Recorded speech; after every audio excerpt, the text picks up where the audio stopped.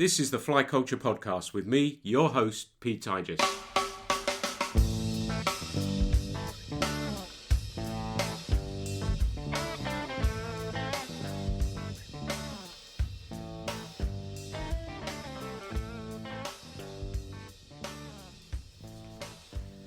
When it comes to fly fishing, one of the most recognisable names must be that of Charles Jardine. Artist, writer, photographer, an all-round good guy, he's influenced and helped many of us over the years. Still as passionate as ever, I'm thrilled to be sitting down with someone who has had such a large impact on my life as a fly angler and someone I feel privileged to call a friend. Charles, it's great to be with you here. How's it going? I'm doing very well, and after an introduction like that, I'm just going to float out of the door. I'm going to stop right there, and job done.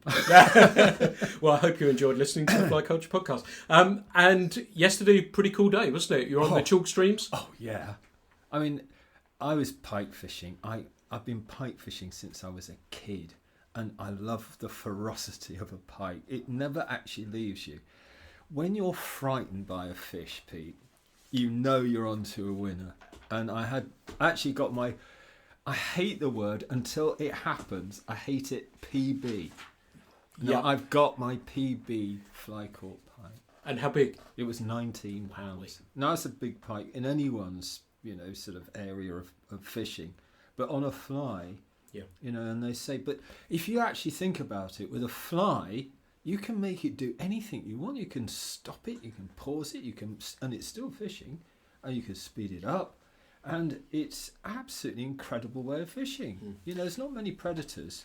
And being on a chalk stream as well, I guess it's incredibly visual as well. No, because it's not a bit mucky. They're at under the moment. Oh, right, got you. And and that's the lovely thing. I mean, if I see them, I miss them. It's as simple as that. I'm rubbish at seeing.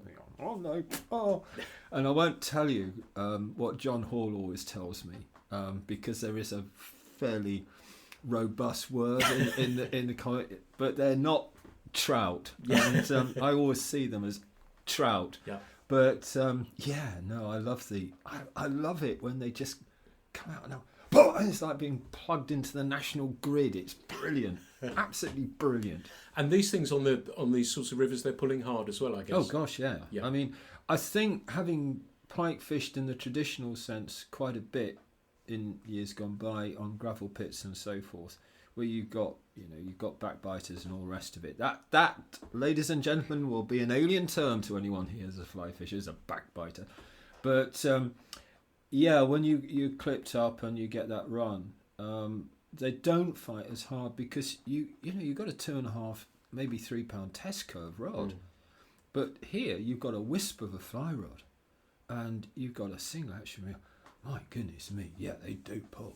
Yeah. Yes. And you're having fun tying those flies. Must be a bit easier than trout. Yeah, it just takes a while. Yeah. A lot of materials and you go, this is eating up the money, this one.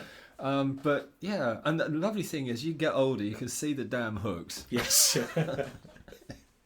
And so you've also, just before Christmas, and we were talking about it in the kitchen beforehand, about Colorado as well and the fishing out there. You had a good trip there. Yeah, it was lovely. Yeah. I'm fortunate, and I think we've both of us done talks in places and gone to various Fly Dressers Guild things and what have you, where there is that feeling of you're in a position you can go out and do this stuff, and they're right. And I tend to play down fishing abroad because I'm very fortunate. We both are actually to be able to go to these fabulous places and go and play. Whereas the average person, they've got to save up for months, years, what have you, for this one trip, and there we are doing it almost year in, year out. And I love them, but with a sense of realism now. And but I'm lucky. I've got friends out there who've got it's a ranch basically. Wow. But they horse ride, and it's an equestrian centre, and it's flanked by 2 rivers. One they own, which in Colorado is just like gold dust, really. And the other one that they sort of borrow because it goes through neighbours' lands and no one else can fish there, which is a little bit It's a little Nice. bit good. Yeah. But it was interesting when we were talking. You were saying it's getting busier out there, and I always liked. Sounds la-di-da me, but Colorado versus Montana because it was a little bit quieter. Do you sense that there are?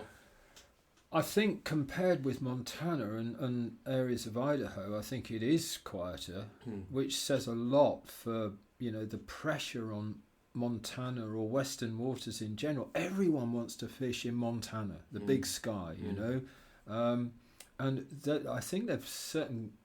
I'm not sure, but I think they're bringing in certain regulations on certain rivers to limit the amount of access that guides have to those waters now. And I think, and I said it years ago to people up there, they're gonna be in the same position as we are now, where you have to buy into that exclusivity, and I think the whole fabric of fishing out there is going to change. But you're right, Colorado is less busy. It seems as though that land is becoming more private as well, in the sense of, I know the last time I was out there, and that was a little while back in Colorado, certainly, that we were warned, don't go here, don't go, and people can take your gear if you're absolutely on their land. Public or shoot you. Yeah. It's more, Let's not overlook the license to carry arms.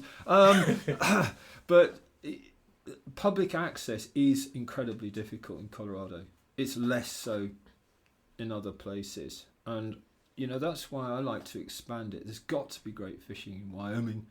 There's got to be great fishing elsewhere. It's just a question of getting there, and being brave enough to taking a punt. Really. Yeah. What about places? Have you fished places like the Driftless area in Wisconsin and? No, not really. I fished Pennsylvania a fair bit. Maryland, right the way down there into the Smokies. That was interesting. And right the way down into Florida, but that, again, I'm going back a few years, and Pennsylvania I loved. I mean, because of the legacy, the Marinaros, the Charlie Foxies, and all the rest of it, and that's the thing I think I love about being over in the States is they still venerate the people that have gone before. They've still got heroes, whereas in England and the UK, it's always been far more of a fundamental thing, or elemental thing. Fly fishing, you are what you're doing at that moment, rather than constantly looking backwards. Interesting. It's a really interesting. I was thinking about Joe Humphreys and stuff like that. How there's a lot of people talking about him at the moment, and the nymphing and everything. Well, and the heir apparent would be, he's taken over really is George Daniel, who's a disciple, I believe, as well. Yeah, absolutely. Well, Penn State, and George is one of the nicest people on the planet. He's a consummately brilliant fly fisher, but he is one of the most decent people I know. He really is. Yeah, I've enjoyed both his books. They're good. Really, really interesting the way, and inspirational as well. Which see, talking about feral, some of those flies in strip set are something else, aren't they? Yes, they are nasty, aren't they? Yeah, they really are nasty. Yes. But I like the names more than anything else. Oh God! I mean, let's not go there. There might be young people listening to this on a Sunday. No.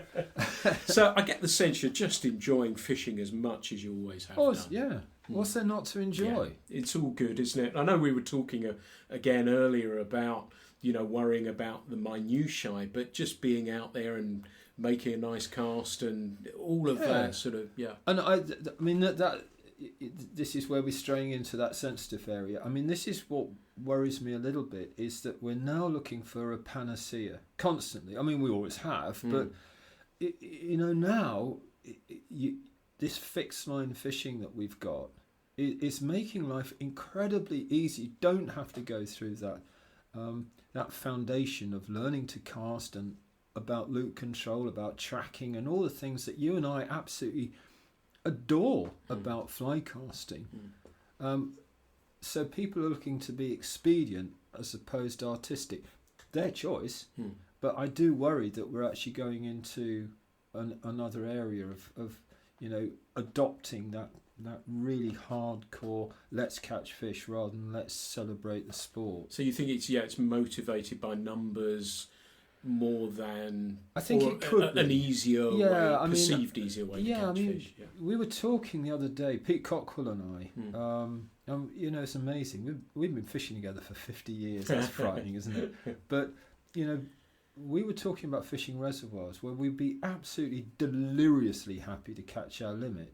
Now people are catching way beyond that. You couldn't catch and release back then. You had to, you know, once you got your limit, you were off that lake. And you know, the people running those lakes were pretty draconian. But you know, Ken Sinfoil, you never argued with Ken Sinfoil. You die a slow, lingering death if you did. But you know, now people are catching on this catch and release ticket up to 50 odd fish beyond in early in the season. Well, okay, brilliant, fantastic. What have you proven to me as an angler that you've done all that? You know, I worry. You know, it comes with age, worry. Do you think that where is that driven from? Do you think it's where we think it probably is? It's greed. Yeah. You know, it's entitlement and greed. I've paid my ticket, therefore I'm going to maximise my opportunity on this lake, and not see it as, you know, when you look at going to a reservoir, you know, maybe fishing from the bank where it's slightly harder, but you can still catch a load of fish. But when you go on there, you're talking about maybe 20 odd quid, you know. Well, I don't know about the last time you went out and bought a round of drinks, but that's a round of drinks now. And when you start to equate a whole day's entertainment with a round of drinks, you start to see the reality of it. You know, it's a hackneyed thing. Let's see the fish as a bonus. But let's catch the odd fish, but see everything else as a bonus. You know, don't keep...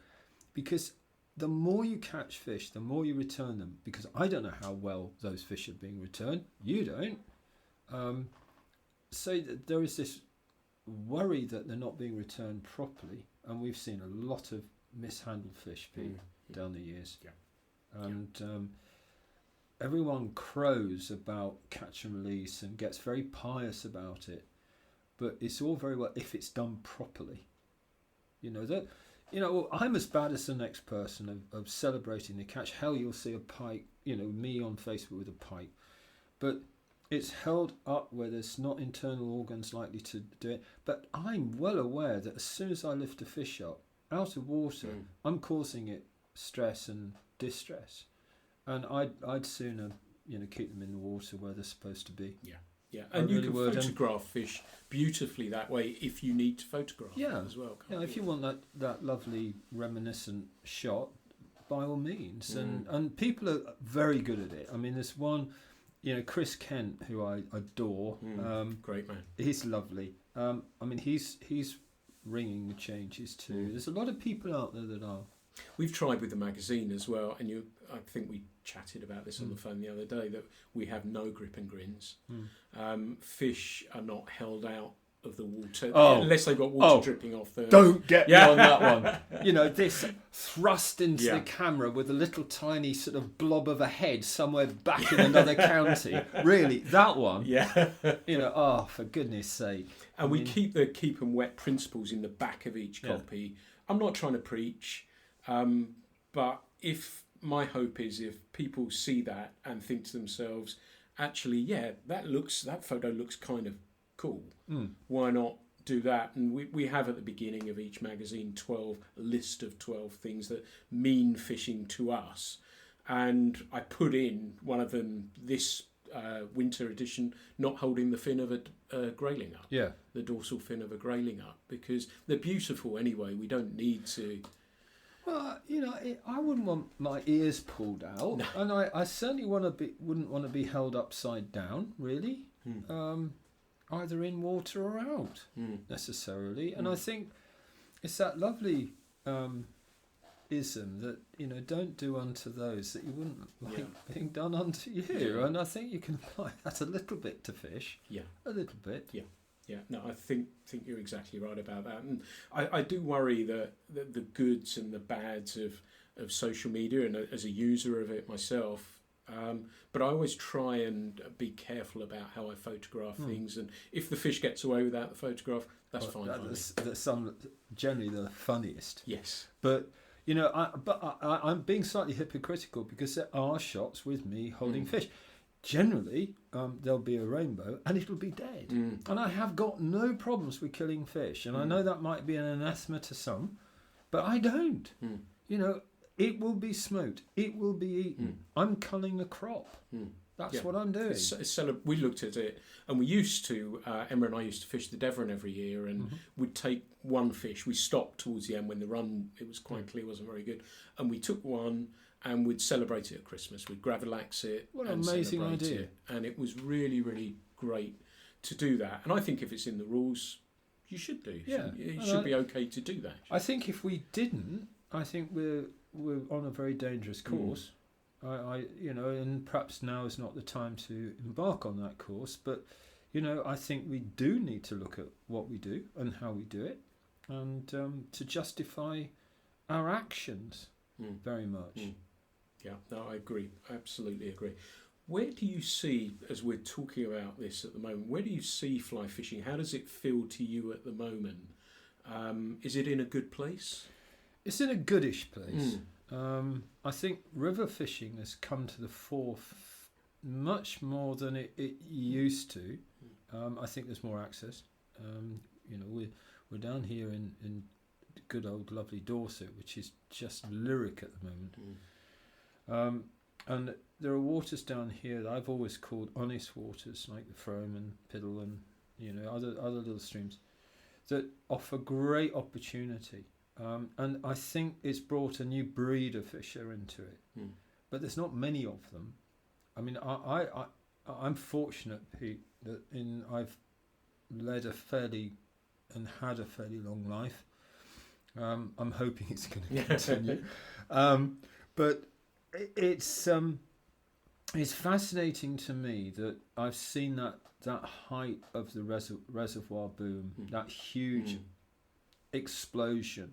It started a little bit before I really got fly fishing, but the might of Rutland. I remember Rutland opening, and what that brought. And that in those days you could not find a place on a bank. You couldn't do it. Not at Buell, not at Rutland, not at Graffham. Opening season, there were queues to go on Rutland and Graffham. You don't see that now. And you can get a boat almost any time you like on any of those waters. And that's the change. Where they've gone, I don't know. Is it carp fishing? Is it... And the change for me, that the crossroads for me, was when the seasons altered. Because many years ago, I used to work in a little tackle shop, used to help out. And because people came in and they used to absolutely celebrate June the 16th. I mean, they'd get all their gear ready, but up to that point, they would have fished Buell or they would have gone out. And they were good trout, they were good anglers. So they'd go out and fish for trout. They occasionally do it during the summer, but in that first bit, they'd really, really go and fish for trout. And I think when it became one season, you lost that whole group. And I think we lost a lot of fishers at that point. Do you think with... you talked about pike earlier and carp you've touched on, that there are crossovers appearing now. Yeah. That more people are doing some carp fishing, more people are, and I mean, rather than just throwing biscuits out and stuff like that, that they're actually trying to stalk these fish and catch them as we would as fly anglers with pike now, and looking for different bass, mullet, all of these things now that people... I think the church has broadened. Yeah, and we can bring people in that way who come from a carp background into fly fishing. So, but don't forget, on a lot of carp waters, fly fishing is actually banned. Oh, is that right? Yeah. There are, well, I won't say a lot, but there are a number where you're not allowed. They go, oh no, steady, that's our fly fishing business. We don't want that. Yeah, camp out for a week, don't fly fish. And there's local water to me where floating baits are banned. So that rather rules out that yes, you can catch them on bloodworm. I've done that, but we are exploring different areas. But is that going to stop the leak of anglers out of our sport? All we're doing is actually working in a smaller environment and offering, a better menu to the diner, if you like. Whereas people have gone out and sought other types of foodstuffs, basically. They've moved out of our sport and gone elsewhere. Do you think, though, where you've brought so many youngsters in, that those youngsters, the seed has been planted, and then, as I always joke, they sort of discover wine, women, amateur dramatics, or whatever it is, go away from fishing for a bit. The sort of kids, Pete, that I do, amateur dramatics is not one of the things. And then they come back again. And, with our little fishing school, we found that our target was probably the 30s to late 40s who had rediscovered fishing again, wanted to come back, catch a wild brown trout and a little Devon stream. I think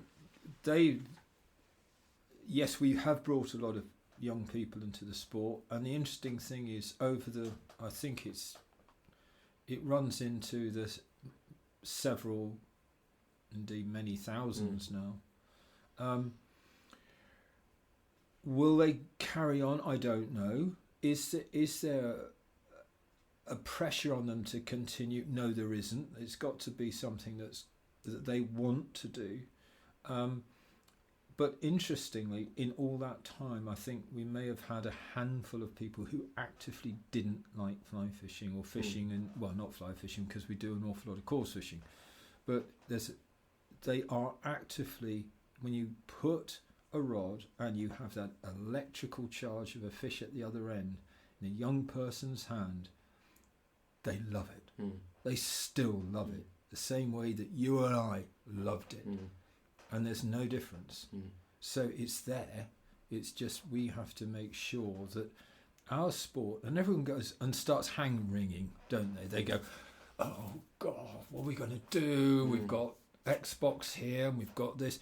And when we grew up, I haven't grown up really, but when we were going through our gears of fishing, we didn't have the diversion of other things. We played football, yes we played rugby, yes we played cricket, but we didn't have that great huge mass of media driven stuff around us. We didn't have the computer games and all the rest of it, so it was a fairly narrow world that we were walking into. Now the world's its oyster, and so a young person is always going to select what they want to do. What we have to do is make sure that there's availability there, that it's accessible, and we've got to find that touchstone that makes it exciting. That's our job. Yours and mine. John's over there, who's been very quiet. Bless him. He's still awake. He's still awake. Yeah, that's good.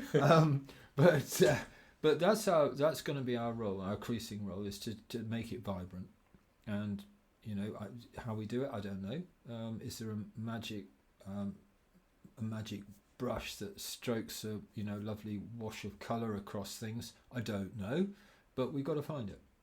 It's interesting you mention those things. I was thinking about what you say about the seasons, and you went from coarse fish to, and I've used this term before on these podcasts, the Mr. Crabtree effect, that you had these, the articles about right now it's time for trout fishing, now it's cool, and those sorts of things. And it's interesting that we don't tend to have so many books coming out. I'm sure they are in the background, but I think of your Stillwater book. Pete Cockwell's one as well. The Sotheby's book I still look at that, and I used to draw through the rods and the pitch and the casting and all. And is that stuff still there? Whereas you can just go on to social media and get that hit in a different way, but not deeply learn. Guys like yourself, like Pete, all the other people, and I know mentioned the other day, Arthur Cove, you had to go out, sometimes get your ass kicked, sometimes things work really well, but you could learn from that and write about it. And be it a book, be it an article, do you think there's not so much of that going on in the same way, or is it in a different way? I think it's a slightly different way. I mean, we talked about a book that's just come out, which is using a multimedia platform to deliver what it's got to do. It's not even being published in a hard form. And yet, on the reverse of it, you've got a situation where I tried to get a book in Waterston. Sorry, it's a direct pun, but I guess I can say it on this. At Christmas, and the queue was so long, I gave up. I went and had a cup of tea. So there's obviously a thirst and a hunger for the solid form of a book. It's just a question of how that appeal comes across. I think there is a danger, and I say that you very kindly alluded to us learning by the seat of our pants and by failure, really, and that's pretty much what it was. It was detective work on a grand scale. I mean, you got out there and you noted what happened. You didn't say anything until you actually corroborated what you said, because you didn't know. I remember there's pictures in. Thank you for saying such lovely things about the Sotheby's, but I remember going out there and we were taking photographs, and I watched Bateds going down my wader legs and ovipositing on my legs, and I suddenly thought, well, I knew about Neil Patterson's sunk spinner, but they didn't look like Neil's pattern. So I tied one with I didn't know what I was doing. I still don't actually, but I did a sort of loop wing of pearlescent material at the back, and it worked like a charm, but weighted it. So it's a sort of dry fly nymph, really. A true sunk spinner, but I only did that by visually noticing. I didn't, have the latest gear, sit in a show whacking out flies that, bear no relationship to the natural world, and say, I'm a pro tire or I'm a pro this. Now that's not being disingenuous. That's just being realistic, and I'm sorry if that's upset and offended, entire people listening to this. Well, the one person listening to this, but we are not an easy dip in sport. We're a sport that you immerse yourself in and learn by your craft. You don't pick up a fly rod and be able to do a perfect loop. That's how I've watched one person do that in my entire life. I don't know how many you've had do it. Once, and he was a doctor, and I kept thinking he was one of those undercover people. Yeah, who was a ringer. Yeah, no. Are you sure you've not done this before? Absolutely not. Yeah. And it was unbelievable. Yeah, great hands. Yeah, but it doesn't happen very often. I still go out and practice today. Me too. Yeah. And I still love that feeling of a fly line on a fly rod and the beauty of making that loop. I love that. But I wonder how many people out there are doing the same. There's some great people out there, Pete, don't get me wrong, but we're not a quick fix sport. And do you think that's the difference? I was just, while we were talking about this, I was thinking about that things in those days, when I was learning, I'd have to wait for you to write a new book, or I'd have to wait for good luck on that. or Pete or whoever it was. Yeah. And I had to wait for that to learn. Now it's so much, I guess, easier to quickly gather information, isn't it? But it's exciting. I mean, I do the same. I want to go down somewhere. What do? I click on, and there's generally a YouTuber. There's generally, I need to know how to do a bimini twist, which I've always been rubbish at. I'll just go, it's the knees. I've got wrong-shaped knees. But, you go onto YouTube, and there's generally something there. And so I'm not deriding it. All I'm worrying about is that we suddenly create these iconic people with little more substance other than what we see. We've got no real understanding of their lineage or their their gravitas. Do we need to? If they're doing it and it's actually giving us the information we need, maybe that's enough. Now that's, fence splintering on the greatest degree, but, I do worry about quick fixes. It's the same in any sphere, really. You can only know so much. It's as you say, it's the failures that actually, and the quest. I quest, and I've always quested.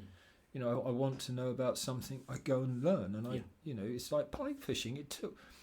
Actually, the best one is barbel fishing, because I went barbel fishing we were very fortunate. We lived right on the junction of the Team and the Severn, and a cottage there. It took me 3 seasons before I unearthed, all the secrecies that river or those rivers coming together offered. And once I did, I found that I could catch barbel in every conceivable condition throughout the season. I looked for them, but I spent time watching, and that's important. Yeah. It's the same as I would do if I was, the most important thing you'll ever do on a river for me, especially a chalk stream, is to leave a rod behind and go and walk it and look. Don't be tempted to cast. Go and have a look and see how fish are feeding and all the rest of it. Do you think that's maturity, or you've always been? I've always been immature. Yeah. Well, I've said before. I remember my buddy Ray and we fished Actually, it was on the Piddle, I think it happened, and it was like 3:00. We'd not eaten anything. We'd not drunk anything. Yeah. And that was a turning point. I said, I think we need to stop. We'd run to the river, putting our weight. It was so excited about going fishing that you forget everything else. You're so blanketed or, concentrating on that moment that you'd forget everything else. And I said, I remember us sitting around here somewhere saying, with a bar of chocolate and a cup of tea, saying, that's a good thing to do. Yeah. Now we change. And I think I think I'm very similar to you, that I need to understand why something's happened. That fish has taken, but I like to understand why I caught that fish. I still like that air of mystery, but I was brought up with it, with my father, because he had a little tiny river in Kent called Little Stir, from source, literally for a few miles down. And I was taken at a very early age to that river, and I was shown how to cut weed, and I was shown this, that, and t'other, and the chorology between fish and food and natural environment. And none of it was done with a fly rod. It was only at certain punctuations of the season did you get, that opportunity to fish. So you got to know about the rhythm of the place before you ever set foot. And the trouble with that is that you end up liking the quarry, which is not a good thing, because then you go, I don't know if I want to catch it now. And that's a dichotomy right there. So you don't. Be careful for what you wish for. But by and large, I do like to understand what I'm doing. And entomology, you touch on it there. I think, in my very humble opinion, seems to be something that seems to be missed a little bit in that speed to get to the river. Well, everyone. It's funny. Everyone derided a blob years ago. I mean, they really had I remember one eminent writer talking about yobs and blobs. I remember that. Yeah. And yet, before that, people have been ripping peach dolls back. Sorry, I can't see the difference, but there we are. Yeah. But we've almost fallen into that pattern, especially with grayling, of using patterns so far away from the natural food form just to trigger a response that, it's basically blobism on rivers. Yeah. Now, I'm not saying whether that's a good thing or a bad thing, but it is an expedient thing, because we have found by osmosis a way of catching fish in a very quick and sure manner. Now, is that fly fishing? Is that sensible? Only the angler can determine that, Pete. And I'm not going to say what one person should or shouldn't do. I know what I want to do personally, and I might want to do any number of permutations within that. It's been interesting. This year I've just fished, and we've not had much water at home to fish, just a pheasant tail. Yeah. And just been fishing those with little permutations, a little bit of red around the collar, and sometimes a partridge hackle, and it's been working fine for me, and I've enjoyed it. Here's an interesting question then. Say, and I guess I know the answer given what you've just said, say you're fishing out here and you see a pod of grayling. Do you want to catch them all? No. because I'll probably spook them before. Yeah. But I will. I'm awful, really. I mean, I still will go after the bigger one. You know, does that? But you make would. me That's human nature. Does that make me a bad person? Yeah. I don't know. Yeah, I'll see and I'll get, because normally they're either at the head or at the tail, and you know that you get your fly just coming and tracking just right, and some little so and so comes dipping in, and but that's me. I don't want to. No, I'm pretty selective about what I want to catch. Yeah, I don't know if it's age with me, and I know we chatted about this on the phone, that at home on our little river, that if I've had one or two from a pool, and again, I'm not preaching, that's enough for me. I'm fine. I'm happy just to go. Well, I think it might be an age thing, in as much that I remember my father, because I was manager of the England youth team. And there, because you're in a competition there, it's about catching numbers and doing it in a certain duration and but those kids were hungry to catch fish. They didn't care what they were. I mean, it could be bullheaded. It didn't matter. I mean, they just wanted to catch fish. And I think it is a young, there's that hunger. I still love catching fish. Don't get me wrong. I mean, I really get. I'm still like a bear with 20 sore heads if I catch nothing. I don't like the world for a while, and I think that's healthy. Yeah, that's good for you as well, isn't it? Yeah, I think so. Sobering. But and the more I fish with Alex, my son, the more inept I feel now. He's amazing. Isn't he really is very, very good. But I don't necessarily want to catch every fish. No. And I mean, sometimes I'll just catch a certain fish, and that's it. That's enough for me. But there are other times when I really want to go and catch fish. And so I'm a tangle of isms. Yeah, I think it is as well. If you've not, and I've noticed Emma's watched me pacing where we've not been able to fish, and the last couple of times there's been big periods in between. So I've wanted to go fish, and my buddy Perry that I fish with a lot of the time will fish side by side, or we'll be close to it. I've just gone. I just felt the need to. But you're in a different situation because you do a lot more. Because I can't stand salmon, you know that. Yeah. I really loathe the things. But they don't like me much either. But because you do that. You're governed a lot more, especially where you are situated by the water, the height, da.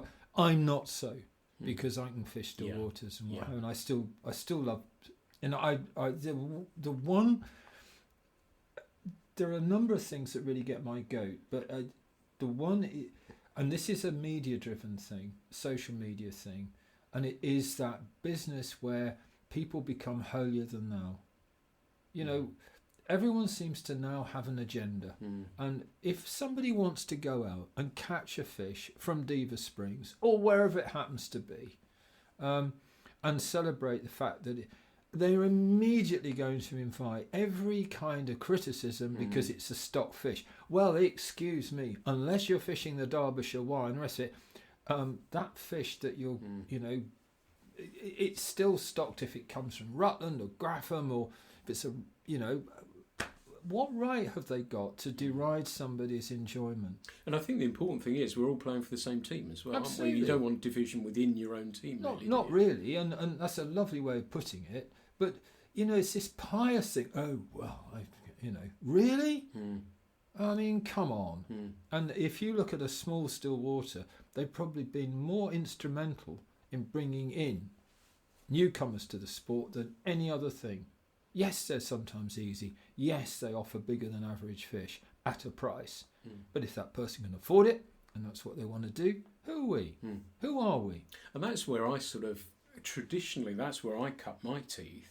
And then I discovered moving water, and it felt at the time that's the path that you took. You learnt your trade a little bit, learnt how to cast, learnt how to play some fish, and then that was the next thing. And I discovered rivers, and that was it for me. That having been said, you talking about still waters has got me thinking about Colliford, and I love Colliford. I don't know if you fish Colliford. No, I haven't. Oh, it's awesome. Really? Yeah, it's down just in Cornwall. 930 acres brown trout. Well, there's a limiting thing. I'm up here. Yeah. I'll just nip down the collar for that. It's awesome. But I absolutely love it. I'm not fishing it for a bit. Well, I rediscovered Wimbleball this year. Well, that's, my goodness that's me. I mean, I know it? Nick was been eulogising about it, but crikey. And I often say, and I'm boring everyone to tears for this, it mends my soul. It's so quiet. It's that wonderful quiet that you only get where you haven't got traffic noise, you just got a wind song, and you've got these amazing, I mean, what they've done there, what Mark Underhill's done and transformed that reservoir is nothing short of miraculous. Just phenomenal. I've not been there yet, but Go. I know they have a great little mayfly hatch on there as They well. have everything. Yeah. I mean, it's just a great fishery. Really is. But yeah, I came a wrong way round because I started chalk streams. I mean, I was brought up on the southern streams, and I came to fishing lakes slightly later. So I still haven't got a problem. I still love stalking bigger than average fish in clear waters with Pete. Yeah. You know, it's still a joy. Yeah. It really is. I was very fortunate to fish Diva with him once, and it was just fantastic. Yeah, he's a dear, sweet man, and yeah, good at what he does too. Yes, absolutely. Very good. Absolutely. So how does it, you think it feels pretty good? We're going to just swing around just a little bit because you touched on Alex as well, and I know your daughter Annabelle's pretty handy with the fly rod as well, and you must be so proud of them, and Alex, I guess, having more so working in fishing, following, I guess, in his father's footsteps, really. Well, it's an unbroken lineage, really. Yes. You know, my dad fished, and then there was I think it slightly skipped a generation before him, but there were uncles that fished. I mean, it comes from, you know, Pike, Jardine, dee-da, all the way through. And it's amazing to be part of that legacy. And it just shows the enduring quality of angling, actually. Yeah. That it travels through ages. Yeah. And I don't know many sports that do that, actually, that still have the attraction for younger generations in the same way that it did back in the day. And it evolves. It's like anything in life.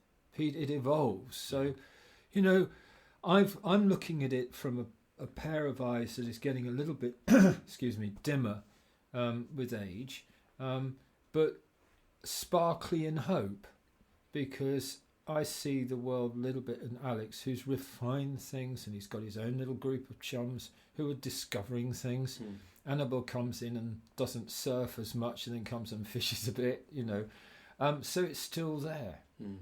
And I still love the fact that when Annabelle catches a fish, Alex still falls out with her. It's great. It's great. I love that. But yeah, it is a sport for all, and it is a sport that can go through the passages of time. And if you look, the stuff they were using back then is not a million miles away from you. You know, you were talking about a fly rod made by Mike in Colorado, and you know, I was brought up on cane, and I still got a cane fly rod to this day. But nevertheless, you know, it's still a 9 foot length, as my father's was. It's still a single action reel, as my father was. It's still a tapered line, as my father was. Yeah, the flies have changed a bit, but it's amazing how many times they've been reinvented. Well, that's it, isn't it? I guess the purple thing and everything a few years back. And to me, looking at advancements, I think one of the greatest ones probably been tungsten and tungsten beads, hasn't it? Well, I think so, but they, you know, the French were fooling around with ballast back in the 20s and 30s, and maybe even before, with weighted nymphs. I mean, we all thought it was Sawyer, but it wasn't. It was the French. And, you know, there's not... Yeah, I'm sure that beads have made a big difference. I mean, I remember fishing with beads the first time with Roman Moser on the Traum, and they transformed things. And I don't think either of us really knew then how big they were going to become. Well, they weren't tungsten; they were brass. But the impact that's made. But you know, of course, it's made a difficult job comparatively easy. I mean, we in order to get between beds of ranunculus when I was a kid, what we were doing, I don't think I've ever mentioned this, is we were actually, all right, I'll say it. I was getting balls of mud around my fly and throwing it upstream of where a fish was, so I could get the fly, so it would disintegrate and get my fly down to where it needed to be, then quickly, and then boom, thank you very much. Nice. Yeah, that was dastardly tactic. Don't do that. I don't know if John would allow that or not, so we'll have to ask him. But it was creative. Yeah. It was coming back as well. I was also thinking about what you were saying about people coming into it. I sort of vary, we'll go over the place with these things, but demonstrations and things, and I've been lucky enough to see so many of your demonstrations that go down fantastically well. But that's a great way, and I've done very few in comparison to yourself, but that enthuses people as well, doesn't it? And that, you know, I know in the few that I do that people come up and ask you about something, and that must also be good that these things are happening. You have to be very careful it doesn't develop into an ego trip. Yeah. Pete, and I'm being really serious now. You walk a very fine line on a very high tightrope without a safety net on this one, because your first job is to go out and entertain. No one wants to see something boring, you know, and it also summons up the fact that there are not so many demonstrations now because people aren't going to shows anymore. You know, I'm going back to a time when at the game fair you would have 2 full grandstands, 2 big ones with people either side. You had hundreds and hundreds of people watching you. Now there you had to be sure of your game. My goodness me, you practiced hard for those. Yes. But there became that parody where you were trying to top the thing. You know, you're going to come up with a gimmick. I mean, I tried phones, you know, famously broom handles and God knows what to get your point across, and you realise that you're getting further and further away from the information that you actually wanted people to have. Yeah.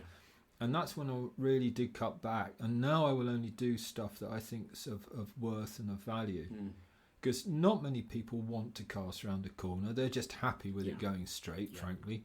But they want it to go straight in a certain way. So when you do demonstrate, you've got a real... You have a constant care to the people watching you. No matter if it's 2 or 1 or 201. You know, that you give them the right information as you see it.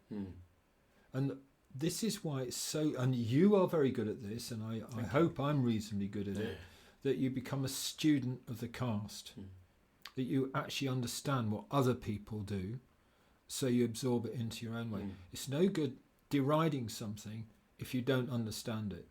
Understand it first. Yeah, and that comes back to what we were talking about, that I'd sit and read your books, Pete's books, whoever's, and sit and read them, Simon's book, casting books, and learn from them and understand what's happening. And I guess that's coming around about what we've been talking about. It's a lot quicker to do that. I guess there's things like YouTube now, isn't there, that people can learn to cast. And the amount of people that I've taught, and they say, well, I've never done it before, but I've been watching YouTube videos, and actually it's quite good. It is very good. I mean, it's a lot better than the written or the book medium. Is to actually watch, because you can take various angles, which you can't do in a book. And you can do it in a way that people can relate to, and I think that's important. But you know, the person doing it has still got to be sure-footed, and they've got to be very clear about, you know, the one thing that really does, I suppose, irritate me is diction. You know, I don't want slang. I don't want this. I want good, solid information delivered in a way that is understandable. And it's very difficult actually. If you put a fly rod in somebody's hand, say, right, now talk about it as you cast. You know, that was the skill when we went onto those platforms, Pete. That was the skill that you learned. I learnt it from Arthur Oglesby and Jack Martin. People won't know who they are now, but they were the gods of their time. They were the casting gurus, and they said, right, okay, and they treated me like a little kid. Well, I was, but they said, right now, son, this is what you're gonna do. And I went, oh yes, Mr. Martin, yes, and you really learnt hard. And you say, right, you got it. No, right, okay, try again, and it was a question of trying again until you got it right. Full week's practice before a game fair, and the rest. Yeah, that makes perfect sense.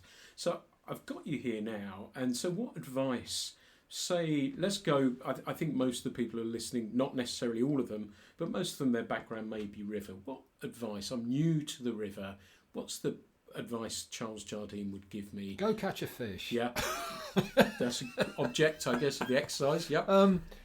I you know what, the one thing I would do, Pete, is, and there are a lot of them around, but just look for good ones, is to get a guide straight off. Because if you've got a guide appropriate, and there are a number working, or people that know assigned to water, I would actually do that initially. The first thing I would do if I was fishing a river, still water as well, I guess, is to learn to cast. Get proper instruction, accredited instruction, not your best aunt's uncle Wilf. Not a good choice unless he's an appropriate instructor. Get good casting instruction, so you're already on a pathway to knowing what you're doing as soon as you get near that river.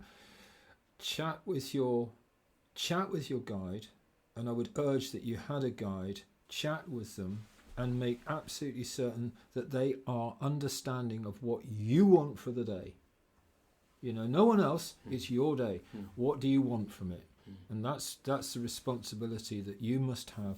Yeah, that's absolute. I agree. I'm holding my thumbs up because you've sat and eaten cake with me at the Fox and Hounds where it's the guide, and that's where we'd start the day and we'd sit them down and say, what would you like? What do you want? Not go through, this is, the rigmarole, or that's the pattern that I do every single day. What does that person want? And if any guides are listening to this, can I just implore on them, this is not about you. Yeah. It is about your client. Yeah. It's not how good. I've seen it so many times where you get fly casts.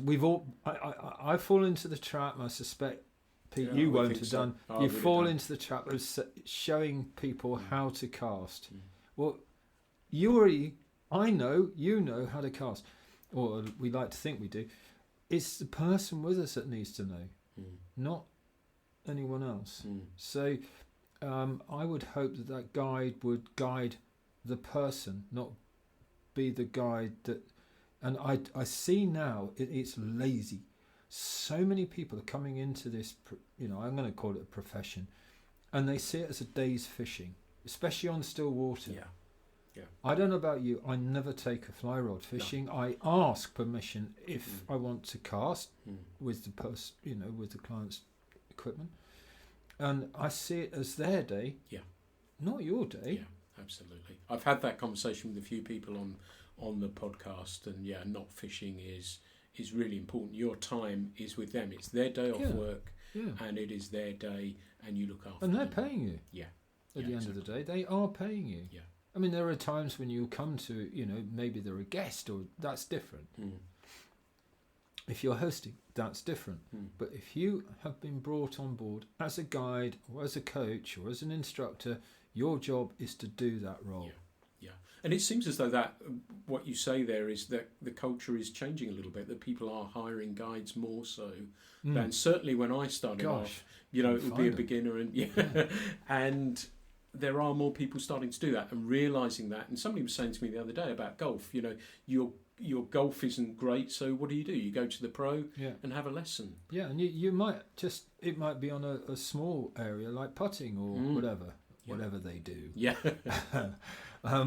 But here, people just assume that you know what you're doing with a fly rod. Well, really? Yeah. I want to. I remember somebody came up to me. I was in the States doing, some stuff, and they said, right, I don't want a round loop. I want a sort of a pointed loop. Can you help me? And I looked at him. I thought, oh my God, I think he's better than I am. Yeah. That definitely looks pointed to me. I did exactly. Oh, that's nicely pointy. So, do you think you've got another book in you? Yeah, but it's going to be a different one. Because everyone keeps saying you've had so many experiences in your life, you're going to have to sit down and do it. Definitely. But I don't want to do the usual biography and what have you. So I've had a quiet chat with Annabelle. I did, Annabelle, didn't I? And I want us to sit down, and I want her to ask the questions and write it down. She's a supremely good writer. And so it's conversations with my daughter about my life. Brilliant. So it's annotated. So we have, because my father was so instrumental in what I've become, both painting wise and all the rest of it, that it is a lineage, and it appears that I'm likely to be a grandfather soon. Congratulations. So I've said I don't want to know what it is. Yeah. I'm funny like that. Yeah. But it so it goes on, and so I think it'd be rather fun. Yes. But I'd like to do it through another, do it differently. So be no holes barred. I've got no secrets from my daughter. Well, not many. But it'll come out of that. So yes, there is one, and I want to also do. There's a blindingly obvious thing where I've been doing so many pictures of flies in the magazine, and fly fishing and fly tying, belated pun, promotion. But down the years, I've got this huge catalogue of flies that I think, wouldn't it be fun to put those in a various volume book? Once for rivers, and so everybody's got them in one place, and yeah. So there's a couple really. That was like the old with painted. I remember the old Bob Church books with the flies in, and it would be kind of cool having it painted rather than. Taft Price did the same thing. Yes, I've got one of his. Yeah. Nymphs book. Yeah, I think I've got his Nymphs book. So there's I think there's a couple. So I need to probably go up to Ludlow and have a quiet conversation. I think probably. Nice. And tackle. What are you using tackle wise now? I'm going back to spear fishing, Pete. Yeah. Well, if you're leading, I'm a disciple, so I'll follow you. No, I mean, to be honest, I'm slightly affiliated to Guideline. I mean, it seems to be very fluid at the moment. I never know quite where I am.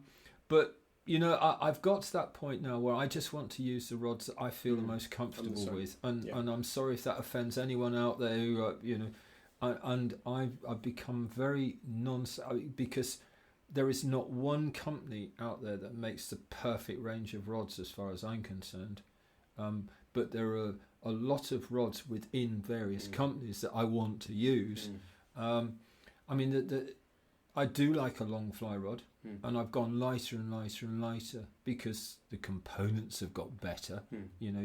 You can catch a big fish on a comparatively light rod. I mean, on reservoirs now, I'm using 10-foot four weights for a majority of my fishing.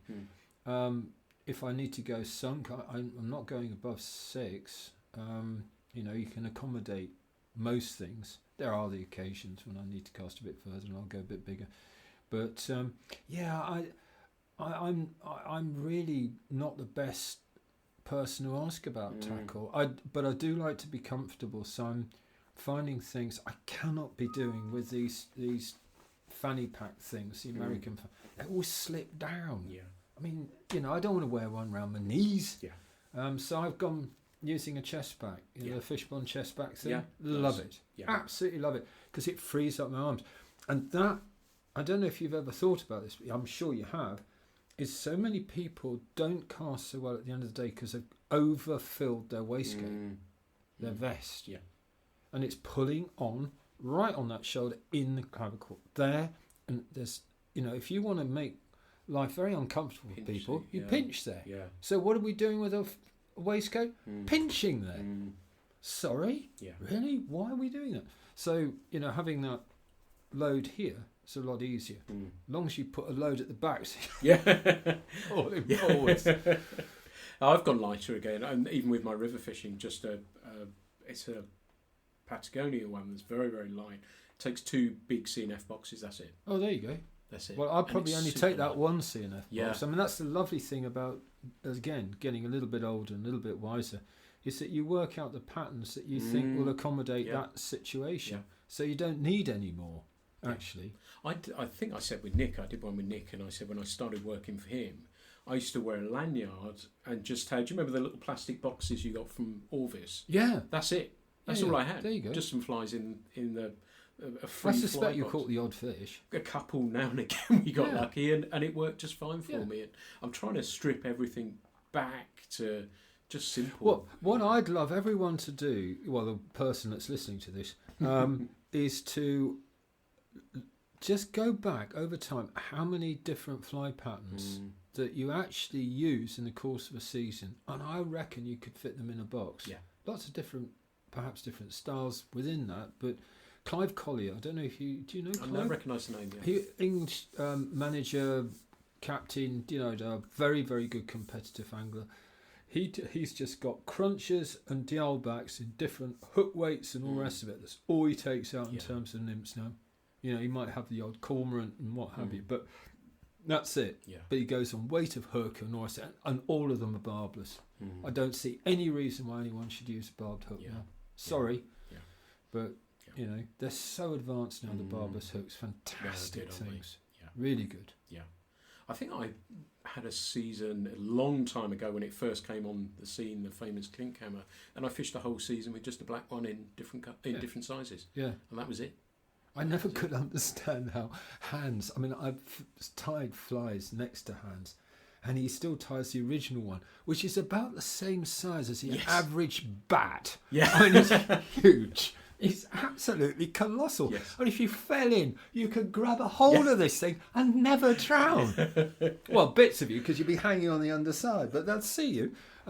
It's huge. Yeah. But that was the idea of it. Yeah, to bring up fish from the bottom. Yeah, I remember when the hooks came out, and it was the clink. Yeah, they were bloody huge. They were coat hangers. They were massive. I mean, actually, the river went up a couple of feet when they went in. But no, fantastic fly. So, what have you got planned for this year? Are you travelling? What are you doing? Well, if I survive my 67th birthday in a week or two's time, oh no, who would have thought? Certainly not me. I'm off to fish in New Zealand. I've never done it, and I'm really looking forward to it. I'm going out with the Commonwealth team in March and fishing the Taupo region. Nice. And catching up with my old fishing friend who I haven't seen for 27 years. Nice. Which Dan Regan, and it'll be a lot of fun. So that, and also, I mean, because fishing for schools is such a big central part of my life, that is, it's a full-on job. Running that, it's got very big. And thank goodness for it. Going into areas of the community I never thought, even when I was growing up, existed, frankly. That degree of poverty and deprivation I didn't think existed, and I do now. Changed me irreversibly, I think, and I just want to concentrate on that this year, and give it the sort of impetus I think it deserves. I think, and I like to think we do good work, but I'm also, I want to fish as hard and as much as I possibly can, and I do. I'm very fortunate, and I'm really, I'm very privileged in many ways. I get to go abroad. I get to do a job I love to do, and I get to play in some of the most beautiful places in the world.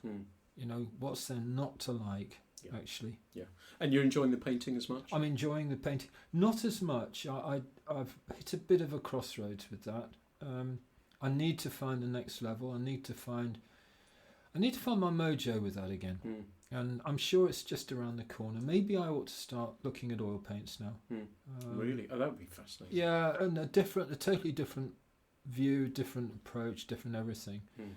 I might need to go down and have a chat with Simon Gudgeon. It's just downriver. Simon's always my mentor, probably our finest sculptor. Wow.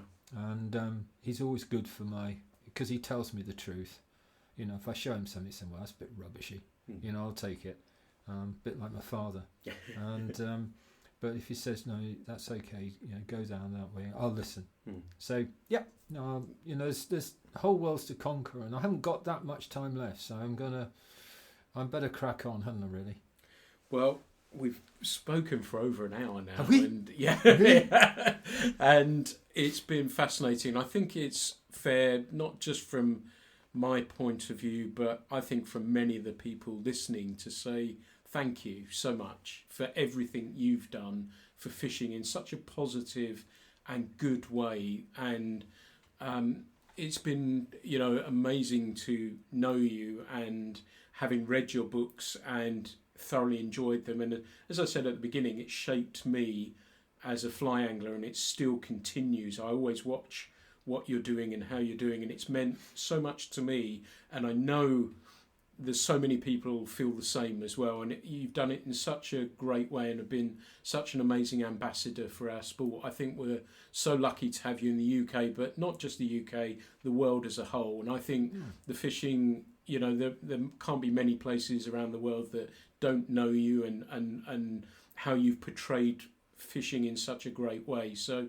thank you from me, but not just from me, for all the people listening as well, for what you've done for us. And it has been fantastic for me. So to know you and speak to you now, and as I said, over many years, read everything that you've done, and I know what an impact that's had on so many people. So thank you so much for that. I'm humbled. I genuinely am humbled. But you know what?